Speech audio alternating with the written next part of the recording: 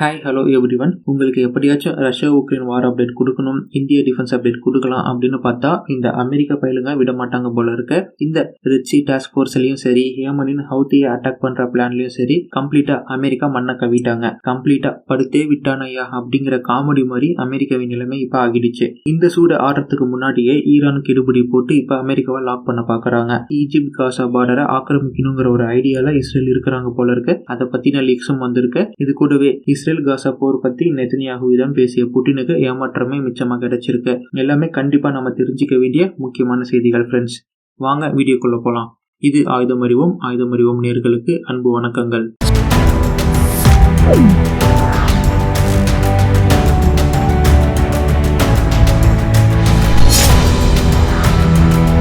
ஸ்பெயினை தொடர்ந்து Italy, France, Australia ஆகிய நாடுகளும் ரெட் சி டாஸ்க் ஃபோர்ஸ்னு சொல்லப்படும் ஆபரேஷன் ப்ராஸ்பெரிட்டி கார்டியன் ஃபோர்ஸ்ல இருந்து விலகி இருக்கிற செய்தி நமக்கு கிடைச்சிருக்கு. இப்ப நம்ம நேத்து பார்த்த அந்த 10 நாடுகளில் இருந்து ஸ்பெயின், இத்தாலி, பிரான்ஸ், ஆஸ்திரேலியா இப்படிங்கிற இந்த 4 நாடுகளை வெளியில தூக்கிட்டோம்னா வெறும் கனடாவை தவிர வேற எந்த நாடும் பெருசா இல்ல, எல்லாமே வீக்கான நாடுகள் தான். இந்த கூட்டணியை கொண்டு அமெரிக்கா பெரிய அளவுல சோப்பிக்க முடியாது. இதை நல்லா உணர்ந்த அமெரிக்காவும் தானே முன் வந்து இந்த ஆபரேஷன் ப்ராஸ்பெரிட்டி கார்டியன் ஃபோர்ஸ்ல இருந்து ஸ்டெப் டவுன் ஆகிறதா இப்ப அறிவிச்சிருக்கு. அதையும் எப்படி இனிஷியலா வெளிப்படுத்தி இருக்காங்கன்னா, யூஎஸ் கிட்ட 24 லிட்டரல் காம்பேக்ட் ஷிப்ஸ் இருந்தாலுமே இதை இந்த ஆபரேஷன் ப்ராஸ்பெரிட்டிக்கு நாங்க பயன்படுத்த விரும்பல, வி ரெஃப்யூஸ்டு டு டெப்ளாய் அப்படின்னு சொல்லப்பட்டிருக்கு. பின்பு லேட்டரா இதற்கு ஒரு முட்டும் கொடுத்து சமாளிச்சிருக்காங்க. ரெட் சீல ஹவுதியை இப்ப எங்களால எதிர்க்க முடியாது அப்படின்னு அமெரிக்கனால சொல்ல முடியாது இல்லைங்களா. அதனால இப்ப என்ன ஜஸ்டிபிகேஷன் கொடுத்திருக்காங்கன்னா, ஏமனின் ஹவுதி படைகளை இப்ப நாங்க அட்டாக் பண்றோம்னா அவங்க ஏவுன இந்த அட்டாக்கிங் ட்ரோனை நாங்க அழிச்சிக்கிட்டு வர வேண்டியது வரும். இது அப்படியே கண்டினியூ ஆகும், டிட் ஃபார் டேட்டா மாறும் அண்ட் பெரிய அளவுக்கு இது எஸ்கலேஷன் ஆகும் பட்சத்துல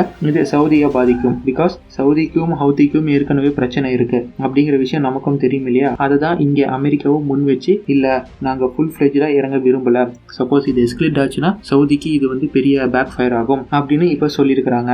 அமெரிக்கா சவுதியின் உறவு எந்த அளவுக்கு கிழிஞ்சி தொங்குது அப்படின்னு நமக்கு நல்லாவே தெரியும். ஆயுதம் அறிவோம் பார்ப்போம் ஆயுதப்படை உங்களுக்கு நல்லாவே தெரியும். சவுதி ஆயில் ப்ரொடக்ஷன் கட் பண்ணதுக்கு அமெரிக்கா எப்படி ஒரு மிரட்டல் கொடுத்தாங்க, அதோட ரெஸ்பான்ஸ் எப்படி இருந்தது அப்படின்னு நமக்கு நல்லாவே தெரியும் இல்லைங்களா. ஆனா இப்ப என்னமோ சவுதியின் நலன் விரும்பி மாதிரி சவுதி மேல பழிய போட்டு தன்னோட இயலாமைய இன்எஃபிஷியன்சியை மறைச்சிருக்கு அமெரிக்கா. அமெரிக்கா சொல்றபடியே பார்த்தா கூட சவுதிக்கு பங்கம் விளைவிக்கும் எந்த செயலியும் அமெரிக்கா செய்யக்கூடாது இல்லைங்களா. ஆனா அதுவும் பண்ண மாட்டானுங்க அவனுங்க. அவனுடைய பிளான் என்னவா இருந்திருக்கும் அப்படின்னா, ஒண்ணு நம்ம கூப்பிட்டா எல்லாரும் வருவானுங்க, மல்டிநேஷனல் டாஸ்க் போர்ஸை பயன்படுத்தி ஹவுதி அடிக்கலாம் அண்ட் போனஸா ஈரான் கிடைச்சா ஈரானையும் அடிக்கலாம் அப்படின்னு அமெரிக்கா பிளான் பண்ணியிருக்கணும்.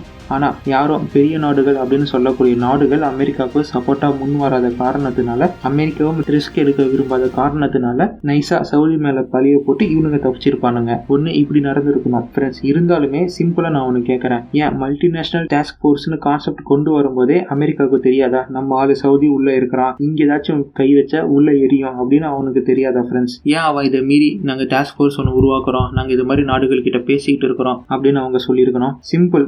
ஒன்னா இது மாதிரி நடந்திருக்கணும், இல்லைன்னா இன்னொரு ஸ்ட்ராட்டஜி என்னவா இருக்கணும்னா, ஆஸ் ஆஃப் உக்ரைன்ல இப்ப என்ன ஸ்ட்ராட்டஜி பயன்படுத்திட்டு இருக்கிறாங்களோ அதே தான், மல்டிநேஷனல் டாஸ்க் போர்ஸை பயன்படுத்தி பின்னாடி இருந்து கூட்டாளி நாடுகளை முன் வச்சு ஹவுதி குரூப்பை எதிர்க்கணும் அப்படிங்கிற ஒரு எண்ணத்துல அவங்க இருந்திருக்கலாம். ஆனா கூட்டாளி நாடுகள் ஜகா வாங்கின காரணத்தினால உடனே அமெரிக்காவும் ஜகா வாங்கியிருக்கணும் ஆச்சுங்களா ஃப்ரெண்ட்ஸ்.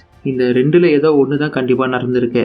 ஆனா அதே மாதிரி நல்லா கவனிச்சிருந்தீங்கன்னா உங்களுக்கு ஒன்று தெரியும், அமெரிக்கா பேச்சுக்கு செவி சாய்க்காம EU நாடுகள் செயல்பட்டதை நாம் இங்க கிளியரா பிரிச்சு பார்க்கவும் முடியும். அப்ப அமெரிக்காவுடைய பேச்சு, வீச்சு, வீரம் எல்லாமே இதுல இருந்து நமக்கு அம்பலமாகிடுச்சு ஃப்ரெண்ட்ஸ். இவ்வளவுதான் அமெரிக்கா. பைடனின் அட்மினிஸ்ட்ரேஷனுக்கு கீழ் அமெரிக்காவின் ஆதிக்கம் எவ்வளோ அப்படிங்கறது இதுல நம்ம தெரிஞ்சுக்க முடியுது இல்லைங்களா. இதுதான் வாய்ப்பு அப்படின்னு கெட்டியா பயன்படுத்திக்கிட்ட ஈரானின் IRGCயின் கமாண்டர் ஒரு அறிவிப்பை கொடுத்திருக்காரு. அமெரிக்கா இதே மாதிரி வார் கிரைம் பண்ணும் இஸ்ரேலுக்கு சப்போர்ட் பண்ணிட்டு வந்தாலோ, காசால இதே மாதிரி தொடர்ந்து அத்துமீறல் நடந்தாலோ மெடிட்டேரியன் சி முழுவதும் க்ளோஸ் செய்யப்படும். மெடிட்டேரியன் சீயை தொடர்ந்து ஸ்ட்ரெய்ட் ஆஃப் கிப்ரால்டர் மற்றும் சில கடல் வழித்தளங்களும் முழுமையா க்ளோஸ் செய்யப்படும். சூட்டோட சூட்டா இங்க ஈரானின் IRGC கமாண்டர் அமெரிக்கா மற்றும் இஸ்ரேலுக்கு எச்சரிச்சிருக்காரு. ஸ்ட்ரெய்ட் ஆஃப் கிப்ரால்டர் அப்படிங்கிறது ரெட் சி தளம் போலவே முக்கியமான ஒரு கடல் வழி பாதை. ஒரு நாளைக்கு ஆவரேஜா இந்த ஸ்ட்ரெய்ட் ஆஃப் கிப்ரால்டர் மூலமா 300 கப்பல்கள் இதை பயன்படுத்தி ஆயில் மற்றும் மற்றும் பல சரக்குகளை ஏற்றி செல்வதும் வருவதுமா இருக்கும். மொத்த கடல்வழி பாதையின் பயன்படுத்தல 20% ஆஃப் த ட்ரேட் இந்த ஸ்ட்ரெய்ட் ஆஃப் கிப்ரல்டரை பயன்படுத்தியே தான் இருக்கும். இப்படி நடக்கும் 20% ட்ரேட்ல 80% என்ன அப்படின்னு பார்த்தா யூரோப்பியன் யூனியனுக்கு ஆயில் அண்ட் கேஸ் இம்போர்ட் பண்ணும் முக்கியமான வழித்தடமாவே இது இருக்கு. ஏற்கனவே ரஷ்யா கிட்ட இருந்த ஆயில் அண்ட் கேஸ் இம்போர்ட் பண்ணாம இருக்கும் யூரோப்பியன் யூனியனுக்கு இந்த ஸ்ட்ரெய்ட் ஆஃப் கிப்ரல்டரும் கட் ஆகிடுச்சுன்னா நினைச்சு பாருங்க என்ன ஆகும்னா ஸ்தம்பித்து போயிடுவாங்க யூரோப்பியன் யூனியன். ஸோ இப்போ புரியுதா ஃப்ரெண்ட்ஸ், ஈரான் அமெரிக்காவுக்கு எங்க செக் வச்சிருக்காங்க அப்படின்னு. சரி, இதை தொடர்ந்து இஸ்ரேலின் பிளான் இப்போ வெளிவந்திருக்கு. காசா எகிப்து எல்லையை தன் கண்ட்ரோல்குள்ள கொண்டு வரணுங்கிற இஸ்ரேல் பிளான் பண்ணியிருப்பதும் இதற்கான மிலிட்ரி ஆக்ஷன்ஸ் பார்டர்ல கையால இருப்பதாலும் ஈஜிப்டின் ராணுவ வீரர்களை எல்லையில இருந்து திருப்பி எடுத்துக்க இஸ்ரேல் ஈஜிப்டுக்கு பிரஷர் பண்ணியிருப்பதா ஒரு தகவல் வெளிவந்திருக்கு. ஏன் எதுக்கு இஸ்ரேல் இது மாதிரி திட்டமிட்டு இருக்காங்கன்னா ஈஜிப்டுக்கு இதற்கு என்ன பதில் கொடுத்திருக்காங்க அப்படின்னும் இன்னும் வெளிவரல ஃப்ரெண்ட்ஸ். அதே நேரத்தில் இந்த பக்கமா காசால இருக்கும் ஹாஸ்பிட்டல்ஸ் மெடிக்கல் சென்டர்ஸ் எல்லாம் இஸ்ரேலின் தாக்குதல்கள் பாதிப்புக்கு உள்ளாகி இருக்கிறதுனால அங்கிருக்கும் மக்களால் போதுமான மருத்துவ ஃபெசிலிட்டி எக்ஸ்பீரியன்ஸ் பண்ண முடியாம ஆஸ் ஏ ரிசல்ட் பல பேரும் இறந்துகிட்டு இருக்காங்க. இது யூஎனும் பல வாட்டி அக்னாலேஜ் பண்ணியிருக்கு. இதை முடிந்த அளவு தடுக்க ரஷ்யா அவங்க சர்வ காசால மாடர்ன் ஃபெசிலிட்டி கொண்ட மெடிக்கல் சென்டரை கட்ட நெதன்யாகுவிடம் டிஸ்கஸ் பண்ணியிருக்காரு. காசால மெடிக்கல் சென்டர் கட்ட நெதன்யாகுவிடம் புட்டின் ஏன் டிஸ்கஸ் பண்ணாரு அப்படிங்கிற கேள்வி உங்க பல பேருக்கும் வரலாம். எனக்கும் இது கேட்கும் போது விசித்திரமா தான் இருக்கு. ஒருவேளை ஒரு தலைவர் அப்படிங்கிற மரியாதை நிமித்தமா புட்டின் அவர்களிடம் இந்த தகவலை சொல்லியிருக்கலாம். பட் ஆனா ஏன் அவர் அதை சொல்றாரு, ஏன் கேட்கறாரு அப்படிங்கிறது கொஞ்சம் விசித்திரமான செய்தியா தான் ஃப்ரெண்ட்ஸ் இருக்கு. ஆனா இதற்கு நெதன்யாகு சொன்னதை கேட்டா நீங்க ஷாக் ஆயிடுவீங்க ஃப்ரெண்ட்ஸ். நீங்க பாலஸ்தீனியர்களுக்கு உதவணும்னா ஈஜிப்டுக்கு கூட்டிட்டு போய் அங்க வச்சு மருத்துவ உதவி பண்ணுங்க, என்ன வேணாலும் பண்ணுங்க, காசால எதுவும் பண்ண வேணாம் அப்படின்னு புட்டினுக்கு நெதன்யாகு சொல்லியிருக்காரு. புட்டின் நினைச்சா காசால அவர்னால பண்ண முடியாதது அப்படின்னு ஒண்ணுமே இல்லை ஃப்ரெண்ட்ஸ். ஏதாவது இருக்கா என்ன நீங்களே கமெண்ட் பாக்ஸ்ல சொல்லுங்க. தெரிஞ்சிருந்தா ஒரு மருத்துவ உதவி கூட காசா மக்களுக்கு கிடைக்க கூடாதுன்னு சொல்ற அளவுக்கு அங்க இருக்கும் பொதுமக்கள் இந்த இஸ்ரேலுக்கு என்ன பண்ணாங்க அப்படிங்கிறது தான் இப்ப பெரிய கேள்வியா இருக்கு. யார் சொன்னாலும் இந்த போர் நிக்க போறது இல்லை ஃப்ரெண்ட்ஸ். இந்த காசாவை முடிக்கணும், ஹமாஸை முடிக்கணும்னு நெதன்யாகு அடமண்டா இருக்கிறாரு. இன்னும் ஒரு படி மேல போனா இந்த ஒரு பாயிண்ட் தான் இப்ப இஸ்ரேலுக்கும் யூஎஸ்க்குமே ஒரு கிளாஷாகவும் போயிட்டு இருக்கு. So and apart from this புட்டினியா அவர்கிட்ட போய் நெதன்யாகு கிட்ட கேட்டாருன்னு தெரியல.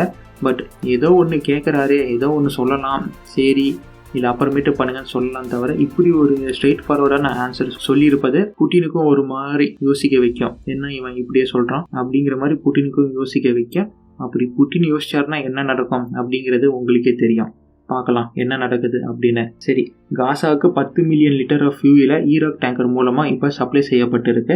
அது யாருக்கு போகும் அப்படின்னு உங்களுக்கு நல்லாவே தெரியும் ஃப்ரெண்ட்ஸ். அடுத்து வார் தண்டர் அப்படிங்கிற ஒரு கேம் ரிலேட்டட் பேஜ் மூலமா M2A2 பிராட்லி இன்ஃபேண்ட்ரி வெஹிக்கலின் சீக்ரெட் டீட்டெயில்ஸ், அதை எப்படி அழிக்கணும், அதோடைய ஸ்ட்ரென்த் எங்க அப்படிங்கிற டீட்டெயில்ஸ் எல்லாம் அந்த ஒரு கேமிங் பேஜில் பதிவிடப்பட்டு இருக்கு. உங்களுக்கு ஞாபகம் இருக்கா ஃப்ரெண்ட்ஸ், இதே வருஷத்துல ஏற்கனவே யூஎஸ்இன் டாக்குமெண்ட்ஸ் லீக்டு டாக்குமெண்ட்ஸ் அப்படிங்கிற பேர்ல இதே மாதிரி ஒரு கேமிங் பேஜ் மூலமா லீக் ஆகி பெரிய புயலை கிளப்பிச்சு அமெரிக்கால.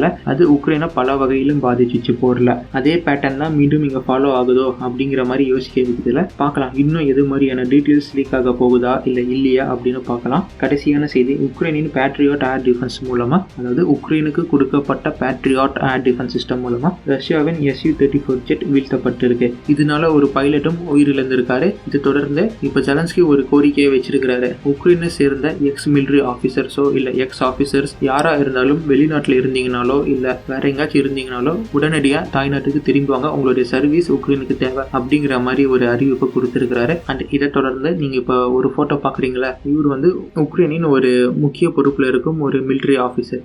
இவர் என்ன சொல்லியிருக்கிறாருன்னா, உங்களுக்கு யார் சொன்னா F-16 எங்க கிட்ட கொடுத்து அதை வச்சு நாங்கள் ரஷ்யாவை வந்து அடிப்போம், இந்த போர்க்களத்தை திருப்பி போடுவோம் அப்படின்னு உங்க மண்டையில யார் சொன்னா, உங்களுக்கு யார் அப்படி சொல்லி பிரெயின் வாஷ் பண்ணா அப்படின்னு கேட்டிருக்காரு. இந்த செய்தி உங்களுக்கு கொஞ்சம் சர்ப்ரைசிங்கா இருக்குல்ல. ஏன்னா F-16 கொடுங்க, நாங்கள் போர்க்களத்தையே மாற்றி கொடுக்குறோம் அப்படின்னு சொன்னதே ஜெலன்ஸ்கி தான். ஆனால் அவருக்கு கீழே இருக்கும் ஒரு மிலிட்ரி ஆஃபீஸரே உங்களுக்கு அப்படி யாருங்க சொன்னா அப்படின்னு கேட்குறது ரொம்ப எப்படி சொல்கிறதுன்னு தெரியல. ரொம்ப ஒரு ஸ்ட்ரேஞ்சாக இருக்குது இவர் இப்படி பேசியிருப்பது. ஸோ இந்த ஒரு நியூஸுடன் இன்னைக்கான காணொலியை நம்ம முடிச்சுக்கலாம் ஃப்ரெண்ட்ஸ். இன்னைக்கான காணொலி எப்படி இருந்துச்சு அப்படிங்கிற உங்களுடைய கருத்துக்களை நீங்கள் கமெண்ட்டாக தாராளமாக பதிவிடலாம். உங்களுடைய பல பேரின் கமெண்ட்டும் நான் கமெண்ட் பாக்ஸில் வாசிச்சுட்டு தான் இருக்கிறேன். So don't hesitate to leave A comment. So please leave your comment. And இதுவரை பொறுமையுடன் பார்த்திருந்த அனைத்து அன்பு நெஞ்சங்களுக்கும் நன்றி கலந்த வணக்கங்கள். மீண்டும் அடுத்த பதிவில் சந்திப்போம். அதுவரை இணைந்திருங்கள். ஆயுதம் அறிவோம் and stay tuned for next video. நன்றி, வணக்கம் and merry Christmas to all.